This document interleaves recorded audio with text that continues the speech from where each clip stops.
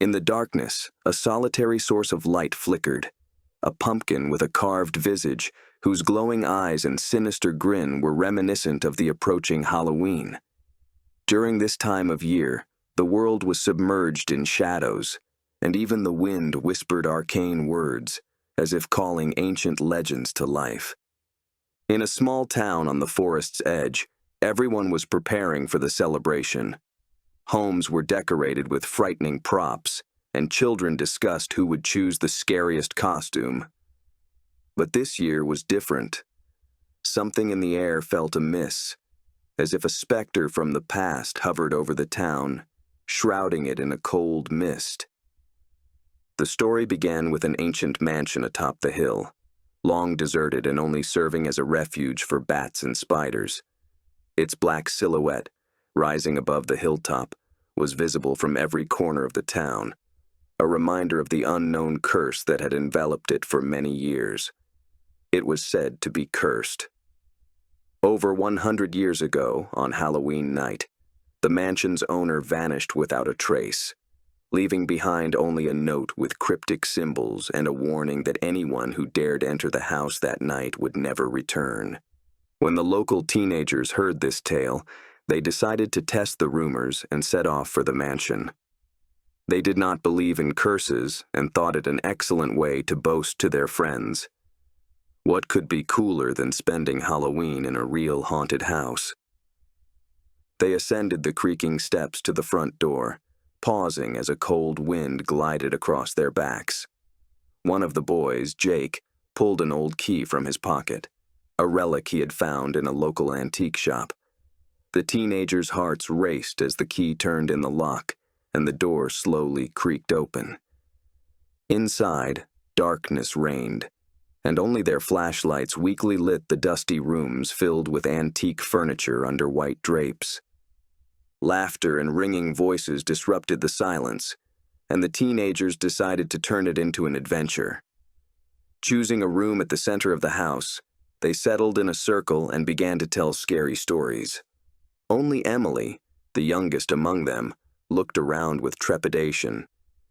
It seemed to her that each shadow concealed flickering eyes, and every creak of the floor became the whisper of invisible beings. She suggested they leave, but was mockingly tasked to check. Perplexed, she stood up and headed to the far corner of the room. The darkness seemed even thicker there, and her heart pounded faster. When she reached the corner, she thought she saw a silhouette of a person standing motionless, watching her. She recoiled and screamed out to her friends. But when they turned on their flashlights, there was no one there. They laughed, suggesting it was a trick of her imagination. But the girl was certain of what she had seen. Suddenly, the wind moaned, and the doors and windows of the house began to bang. The electric flashlights flickered and one by one began to fail. The room plunged into absolute darkness, and the youngsters felt a cold air envelop them. Fear seized them, and they ran in panic to the exit. But the doors they had entered through were now immovable, as if the walls themselves had come alive and wanted to keep them there forever. In the darkness, a whisper sounded, and it seemed that the castle walls began to stir, as if an ancient power was awakening within them. The teenagers discovered that the corner where the girl had seen the silhouette had turned into a black abyss, from which emerged a man in ancient clothing, the house's owner, who had disappeared many years ago.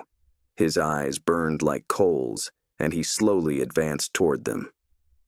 "You did not believe my words, and now you will pay." His voice sounded low and cold. The teenagers, gripped by terror, huddled together, their confidence and laughter long since dissipated. The darkness seemed tangible, so thick it could be sliced with a knife. The house's owner, now more shadow than man, continued his slow yet relentless march toward them. In his eyes smoldered not just coals, but also the desire for vengeance for centuries of solitude and hatred.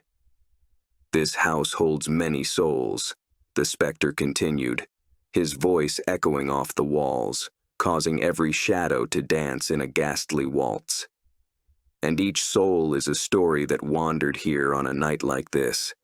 You are now part of this eternal sorrow." The teenagers tried to scream, but their voices sounded muffled, as if absorbed by the very fabric of space. One by one, they began to vanish, starting with the bravest who stood closest to the ghost. Their bodies disintegrated into dust, instantly becoming part of the mansion's shimmering walls.